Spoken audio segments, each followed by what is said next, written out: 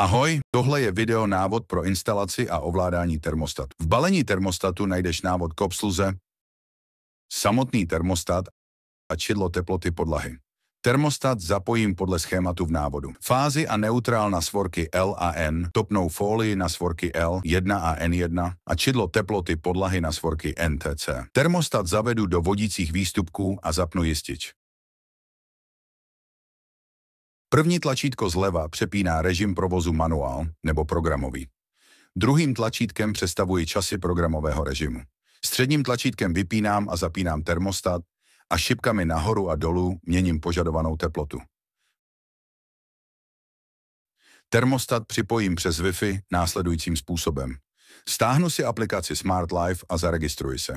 Kliknu vpravo nahoře na plus a zvolím Add Device. V levém menu vyberu Small Home Appliances a v pravém najdu termostat Wi-Fi.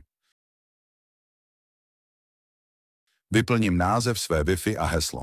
Na termostatu podržím současně první a čtvrté tlačítko, dokud se nerozbliká ikona Wi-Fi vpravo nahoře na displeji. V aplikaci stisknem Next a potvrdím blikání ikony tlačítkem Blink Quickly. Následně se nainstaluje termostat do apky a můžu okamžitě měnit teplotu v místnosti.